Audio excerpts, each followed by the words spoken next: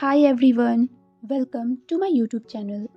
Last scene में हमने देखा था कि वेनकिंग लैन ब्रदर्स को जो कुछ भी उनके ऑर्गेनाइजेशन ने वीबू शियान के साथ किया वो सब बता देती है एंड दोनों ब्रदर इस बारे में रिसर्च भी करते हैं। तो चलिए अपनी स्टोरी को उसके आगे से कंटिन्यू करते हैं। अब वीबू शियान की आंखें खुलती हैं एंड वो खुद को उसी फेमिलियर होटल रूम में पाता है। उसे अपने शरीर में कोई भी दर्द महसूस नहीं हो रहा था। उसके चेस्ट पर अभी भी वो बैग था एंड वो उसके अंदर की रिसेंट फुल एनर्जी को फील कर सकता था। उसके हाथ ब्लड से बने उन सील्स पर थी। विबुशियान ने पहले कभी भी इतने पावरफुल चीज का सामना नहीं किया था, इसलिए उसे उस हंट पर जो कुछ भी हुआ वो सब याद है। वो सोचता है उसे कोई पेन क्यों नहीं फील हो रहा। तभी वो बेड से उठने की कोशिश करते हुए कहता है किंग जे, जिस पर वेन किंग कहती है जब तक मैं तुम्हें चेक ना कर लूँ तब तक बेड से मत उठना। तभी विभूशियान पूछता है मैं यहाँ कितने दिनों से हूँ, जिस पे वो रिप्लाई करती है लगभग 8 घंटे से। इस पर विभूशियान अपनी आईब्रोज रेज करते हुए पूछता है इतनी जल्दी तुमने इस बार क्या अलग किया है? मुझे लगा मैं कितने दिनों से यहाँ रेस्ट कर रहा हूँ। वन किंग उसे एक ड्राई लुक देते हुए कहती है हंगवानजुन ने तुम्हें स्पिरिचुअल एनर्जी दी थी एंड जेवेजुन ने क्लींसिंग प्ले किया था। जिस पर वो चर्क करते हुए कहता है क्यों? वो क्यों? उन्हें पता कैसे चला कि मैं यहाँ हूँ? क्या तुमने उन्हें बुलाया? वन किंग कहती है मैंने जैसे ही अपना लंच फिनिश किया तुम्हारे तालिस्मा ने सिग्नल दिया एंड वो लोग मुझे फॉलो करते हुए यहाँ आ गए। एंड एक्चुअली मुझे इसके लिए कोई गेस करना पड़े तो मैं कहूँगी शायद उन्हें तुम्हारी चिंता हो एंड टाउन के सेफ्टी की भी। जिस पर वीबू शियान कहता है यह सच में, क्योंकि उनके पास बहुत अच्छा रिकॉर्ड है ये शो करने का कि वो मेरी कितनी केयर करते हैं। उन्हें ज़रूर चिंता होगी कि मैं कोई गड़बड़ करके उनके लिए मेस ना क्रिएट कर दूँ। जिस पर वेन किंग हम करते हुए कहती है तुमने मुझे कभी बताया नहीं कि तुम और हंगवानजुन रोमांटिकली भी इन्वॉल्व थे। ये सुनकर विभूषियान शॉक्ड हो जाता है। वो कफ करते हुए कहता है क्या? तुमने ऐसा क्यों सोचा? हमने सिर्फ हम रोमांटिकली इन्वॉल्व नहीं थे। ऐसी बातें तुमसे किसने कहा? जिस पर वेनकिंग कहती है अगर तुम कूल बनने का दिखावा कर रहे हो तो तुम इसमें फेल हो चुके हो। जिस पर वीन कहता है किंग जे, आप मुझसे इतने क्रूअली ट्रीट कैसे कर सकते हो जबकि मैं इंजर्ड हूँ एंड बेड पर पड़ा हुआ हूँ। वेन किंग अपनी आईज को नैरो करते हुए कहती है जस्ट बिकॉज तुमने स्टूपिड रिस्क लिया है एंड खुद को इंजर्ड किया है, इसका मतलब ये नहीं कि मुझे इस बारे में तुम्हारे साथ नाइस रहने की ज़रूरत है। इट्स फाइन अगर तुम अपने और हंग वांजुन की हिस्ट्री के बारे में बात नहीं करना चाहते तो, बट मैंने देखा है जिस तरह से वो तुम्हें देखता है वो जस्ट कोई फॉर्मर कलीग की नहीं कुछ और ही वाइब देती है। वीन प्रोटेस्ट करने के लिए अपना मुंह खोलता है बट वेन किंग अपना हाथ रखकर उसे चुप करा देती है। वो कहती है डोंट टेल मी कि वो तुम्हें इस तरह नहीं देख रहा था जैसे तुम इस दुनिया में आखिरी ग्लास पानी हो एंड वो बहुत ही प्यासा हो। तुम कमरे में इधर उधर देख रहे थे इसलिए तुम्हें पता नहीं चला होगा। वीन एक ब्रेथ लेकर कहता है मेरे स्टमक पर इस वक्त एक कर्स्ड सॉर्ड है एंड तुम्हें मेरे साथ नाइस होना चाहिए। वेन किंग आईज रोल करते हुए कहती है मैं नाइस ही हूँ, अगर तुम्हें याद नहीं है तो मैं तुम्हें मेरे नीडल्स सो कर सकती हूँ। तभी वेनिंग दरवाज़ा खोलकर अंदर आता है। वो अपने साथ कुछ फूड्स लेकर आया था। वो कहता है आप पहले से बेटर लग रहे हो। विभूषियान पूछता है क्या सच में म्यूजिक कल्टीवेशन ने हेल्प किया है? इस पर वेनकिंग कहती है हाँ, and strong and powerful core से मिली स्पिरिचुअल एनर्जी ने भी हेल्प किया है। वो कहती है जब उन्होंने मुझे लंच पर ज्वाइन किया उन्होंने पूछा कि तुम उनके साथ काम करने के खिलाफ क्यों हो। वो दोनों इस बात से अनअवेयर थे कि तुम्हारा मेडिकल केयर के लिए तुम्हें पे नहीं किया गया था। जिस पर वीन कहता है, ऐसा नहीं है, उन्होंने सिर्फ मुझे पे ही नहीं किया, उन लोगों ने मुझे हॉस्पिटल से भी निकाल दिया, जबकि वो जानते थे कि कोई भी दूसरी कल्टीवेशन की मेडिकल फैसिलिटी मुझे नहीं लेगी। वेनकिंग कहती है, आई नो, एंड अब उन्हें ये सब पता है, बट मुझे नहीं लगता कि उन्हें पहले से इस बारे में पता था। अगर किसी और ने ये बात विबुशियान से कही होती तो वो इस पर बिलीव नहीं करता, बट वेनकिंग को इजली फूल बनाना आसान नहीं है। अगर उसे ये लगता है तो मुझे भी इसे कंसिडर करना चाहिए। ये सब सोचते हुए वो कहता है, लिटरली उसके अंकल कंपनी को रन करते हैं, बट मैंने लांजान के साथ जस्ट एक मिशन फिनिश किया था। क्या उसे आश्चर्य नहीं हुआ कि क्यों मैं उसके बाद फिर कभी काम पर नहीं आया और अपने बचे हुए पेपर वर्क को भी नहीं किया। आई मीन, शायद उसने एक बार भी मुझे हॉस्पिटल में आकर देखना या मुझे कॉल करना जरूरी नहीं समझा। वेनकिंग कहती है कि मुझे नहीं पता कि वो तुम्हें देखने क्यों नहीं आया। शायद वो भी रिकवर कर रहा हो उस वक्त। तुमने कहा था कि रेस्क्यू आने से पहले तुम बेहोश हो गए थे, तो तुम्हें नहीं पता होगा कि उसे क्या हुआ था रेस्क्यू टीम के आने तक। एंड हंग वानजुन के पास सिर्फ तुम्हारा वर्क फोन का नंबर था, जो कि लेंस ने तुम्हें निकालते वक्त वापस ले लिया था। एंड क्या तुम जब भी वहाँ काम कर रहे थे तब कभी उसे अपने घर पे ले गए थे, जिससे उसे पता हो कि तुम कहाँ रहते हो?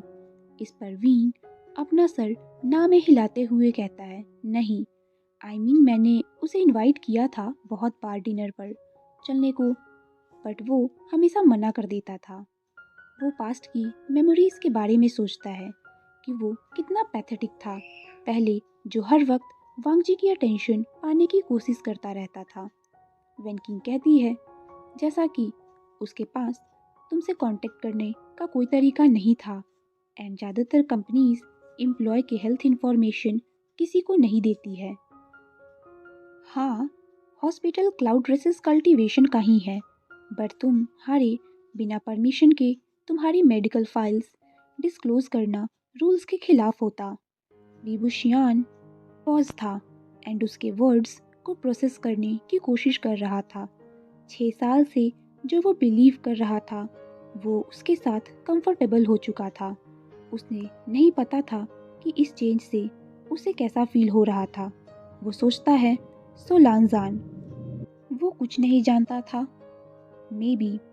एंड फिर वो वेनकिंग की अटेंशन चेंज करते हुए पूछता है, क्या तुमने मेयर ली को बता दिया कि मो विलेज अब जाने के लिए सेफ है? अब फैमिलीज वहाँ आ सकती हैं एंड वहाँ से डेड बॉडीज को ले जा सकती है। हाँ, मैंने बता दिया है। वो इसके लिए ग्रेटफुल थे एंड कंसर्न भी कि तुमने उस सॉर्ड को उनके शहर में लेकर आए, जबकि वो फुली न्यूट्रलाइज नहीं था। जिस पर विबुशियान कहता है, ये न्यूट्रलाइज्ड है, ये मेरे कंट्रोल में है, मैं इसे बाहर नहीं निकालता अगर मैं श्योर नहीं होता कि मैं इसे होल्ड कर सकता हूँ। जिस पर वेनकिंग पूछती है, सो तुम्हारा ये प्लान है कि तुम पूरी जिंदगी इसे अपने शरीर से बांध कर रखोगे? नहीं, मेरे पास एक अच्छा प्लान है, मुझे सिर्फ थोड़ा और रिसर्च करने की ज़रूरत है।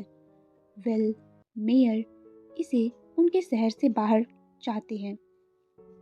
वेल, कल सुबह होते ही हम यहाँ से चले जाएंगे एंड इसे मेरे वर्कशॉप पर ले जाएंगे, देन मैं इस बारे में सोचूंगा। वेनकिंग कहती है, हंग वानजुन एंड जेवेजुन तुमसे बात करना चाहते हैं, तुम्हारे बारे में एंड तुम्हारा इस सॉर्ड के बारे में क्या प्लान है इस पर भी। क्या वो लोग सॉर्ड के बारे में जानते हैं? वीन वेनिंग की तरफ आंखें दिखाते हुए पूछता है। वेनिंग अपनी बहन की तरफ देखते हुए कहता है, वो बस जानना चाहते थे कि क्या ये सेफ है। तभी वेनकिंग कहती है, आनिंग ने उन्हें तुम्हारा कोई भी सीक्रेट नहीं बताया है एंड उन्होंने वर्बल एनडीए दिया है जब तुम अनकॉन्शियस थे। उसने सिर्फ बताया कि वो शॉट उसी केव से है जहां तुम और हंग वांजुन फंसे हुए थे।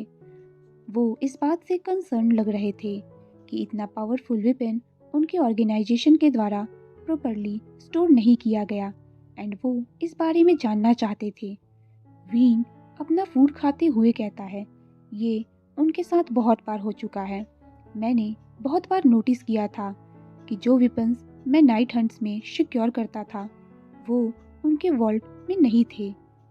मैंने बहुत बार इसकी रिपोर्ट भी की थी, बट उन्होंने कभी इस बारे में कुछ भी नहीं किया। एनीवे, ये मेरा कंसर्न नहीं है, उन्होंने मुझे निकाल दिया था। वेनकिंग कहती है, बट फिर भी वो तुम्हारे जाने से पहले तुमसे इस सॉर्ड के बारे में बात करना चाहते हैं।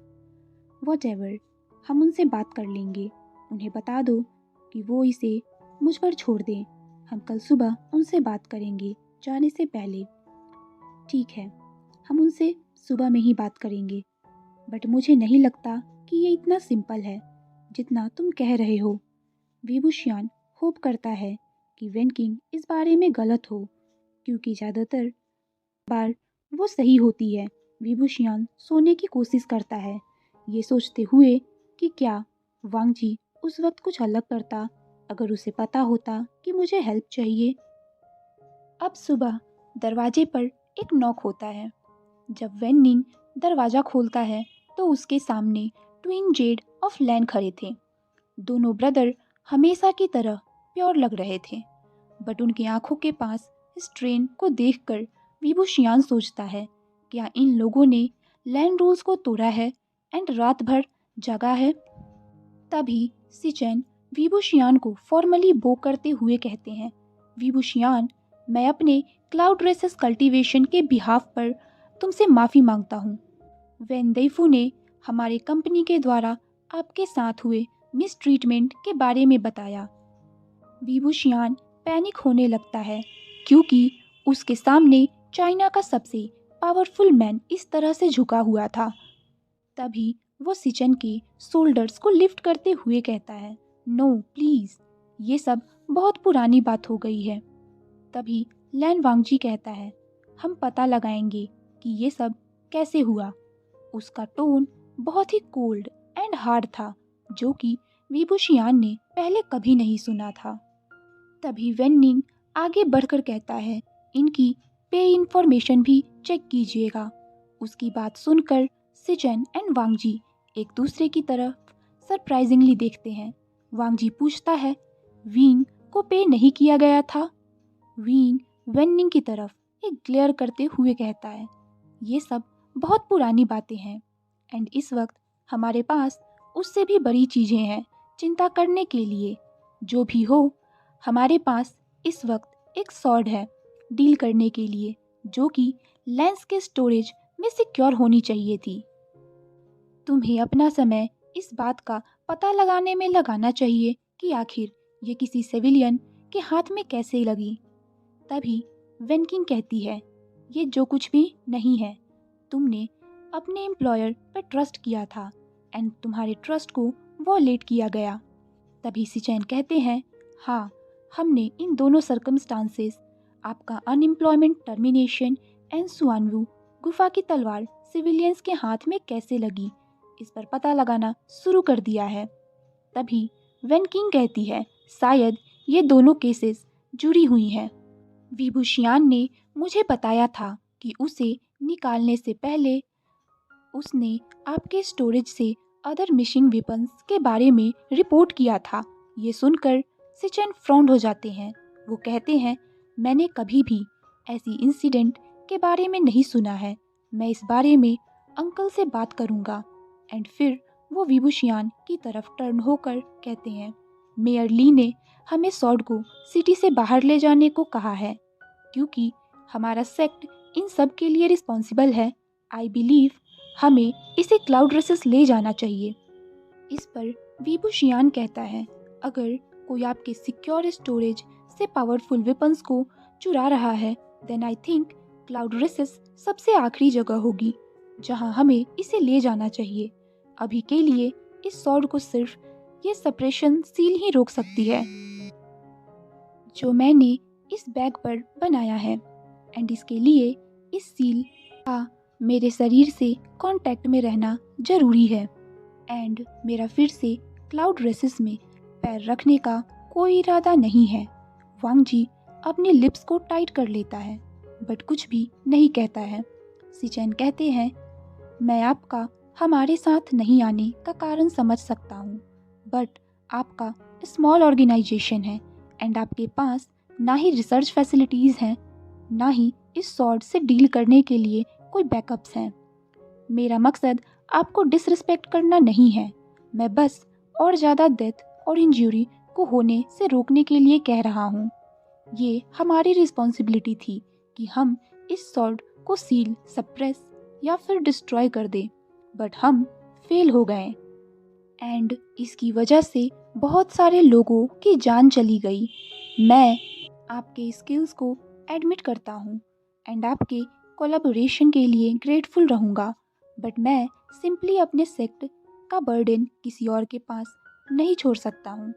विभूषियान लैन वांगजी की तरफ देखते हुए कहता है, मैं लेंस के साथ काम नहीं करता एंड अभी के लिए ये सॉर्ड मेरे ब्लड से बने सील्स एंड मेरे बॉडी के कांटेक्ट की वजह से रुका हुआ है।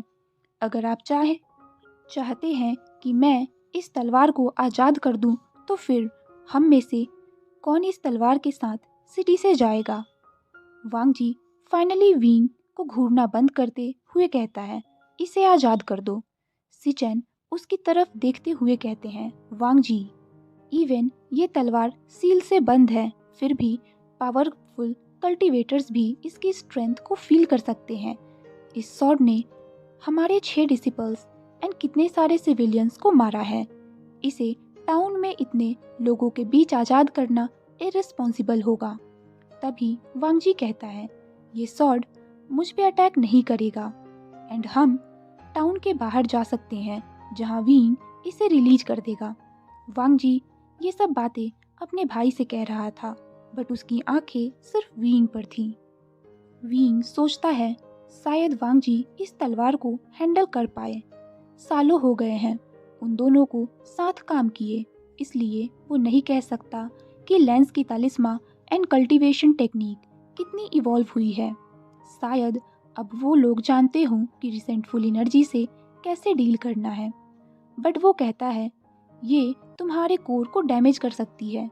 वो देखना चाहता था कि वांग जी इस बात को कितना पुश करता है। इस पर वांग जी कहता है, विंग की कोर भी पास्ट में डैमेज हो चुकी है, इसलिए उसे फिर से रिस्क नहीं लेना चाहिए। मैं इस शॉट को लूँगा। विंग फिर कहता है, शॉट को लोगे एंड फिर क्या करोगे? क्या तुम जानते हो कि ऐसी चीज़ों को कैसे रोकते हैं?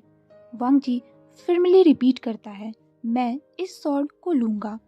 सिचेन अपने ब्रदर को देख रहे थे। फिर वो विभूषियान से कहते हैं, अगर आप इस तलवार को रिलीज कर रहे हैं तो फिर मैं रिक्वेस्ट करता हूँ कि आप इसे क्लाउड रेसेस रिसर्च फैसिलिटी में करें, ताकि अगर वांग जी को मेडिकल असिस्टेंस की ज़रूरत पड़े तो हम प्रोवाइड करा सकें। तभी वेन किंग कहती है, हाउएवर, जैसा कि हमें अभी भी ये नहीं पता कि कैसे विभूषियान अपना लास्ट मिशन में लैन के साथ मरते मरते बचा है एंड हम ये भी नहीं जानते कि कैसे वो शॉट किसी सिविलियन के हाथ लगी। इसलिए मुझे लगता है जब तक हमें इस बारे में कुछ पता ना चल जाए, तब तक विभूषियान को क्लाउड रेसेस कल्टीवेशन फैसिलिटी में कदम नहीं रखना चाहिए। वांग जी पूछता है, आपको लगता है कि विंग खतरे में है? वेनकिंग कहती है, आई डोंट नो, बट अगर तुम कह रहे हो कि तुम्हें सच नहीं पता था कि विभूषियान को बिना नोटिस दिए निकाल दिया गया है एंड मेडिकल केयर भी नहीं दी गई, जिससे उसकी जान खतरे में पड़ गई थी, इसलिए मैं रिस्क नहीं लेना चाहती। तुमने देखा था वो किस कंडीशन में सॉर्ड के साथ लौटा था। मैं नहीं चाहती कि वो ऐसी जगह जाए जहां उसकी सेफ्टी एंड ट्रीटमेंट अनसर्टेन हो। वांग जी उसे कुछ देर के लिए देखता है एंड फिर नॉड करता है। वो कहता है, देन मैं विंग के साथ जाऊंगा। इस पर विभूषियान शॉक में कहता है, क्या? वांग जी फिर कहता है, ये सॉर्ड रिसेंटफुल एनर्जी से भरी हुई है। मैं क्लींसिंग प्ले कर सकता हूँ एंड वीइंग को स्पिरिचुअल एनर्जी दे सकता हूँ। एक बार जब तुम्हारा टर्मिनेशन एंड सॉर्ड का केस इन्वेस्टिगेशन हो जाएगा और अगर तब तक ये सॉर्ड पूरी तरह से सप्रेस नहीं हुआ देन हम क्लाउड रेसेस आ जाएंगे। सिचेन इस बात पर नोट करते हैं। ये भी बुशियान एंड सॉर्ड दोनों की सेफ्टी के लिए बेस्ट होगा। मैं क्लाउड रेसेस वापस जाकर इस बात को इन्वेस्टिगेट करूँगा। वांग जी विबुशियान के साथ जाएगा ये इंश्योर करने के लिए कि लेंस की वजह से कोई और ट्रेजेडी ना हो। वांग जी वीइंग के थॉट्स को पढ़ते हुए कहता है, अगर वीइंग ब्रदर को प्रेफर करेगा उसकी कंपनी के लिए देन मैं इन्वेस्टिगेशन देख लूँगा। विबुशियान सोचता है, ऑनेस्टली सिचेन के साथ काम करना उसके लिए ज़्यादा इजी है क्योंकि सिचेन के साथ उसकी वैसी हिस्ट्री नहीं है जैसी वांग जी के साथ है। बट उसे किसी लैंड के साथ काम करना पड़े देन वो लानजान से ज़्यादा उस सेक्ट के किसी भी मेंबर पर ट्रस्ट नहीं करता है। चाहे जो भी हो, लानजान एंड मैं ऑलरेडी जानते हैं कि एक साथ काम कैसे करना है। वो कहता है, जो एनडीए तुमने साइन किया है वो याद रखना एंड मैं अब लेंस के लिए काम नहीं करता, सो ये एक्सपेक्ट मत करना कि मैं इस टाइम तुम्हारे सारे रूल्स को फॉलो करूँगा। वांग जी उसे कुछ देर तक देखते हैं फिर नोट करता है। वांग जी के साथ इतने क्लोजली काम करने का सोचकर ही उसे अपनी स्किन टाइट फील हो रही थी। सिचेन कहते हैं, देन ये तय रहा, मैं अंकल को इस प्लान के बारे में इन्फॉर्म कर दूंगा। वेन किंग कहती है, फिर हम 1 घंटे में यहाँ से निकलेंगे। ट्विन जेड्स उन्हें बो करते हैं एंड वहाँ से चले जाते हैं एंड विबुशियान अब कुछ भी नहीं कर सकता था सिवाय पैकिंग करने की। सो आज का पार्ट यहीं पे स्टॉप करते हैं। See you in next part. Bye.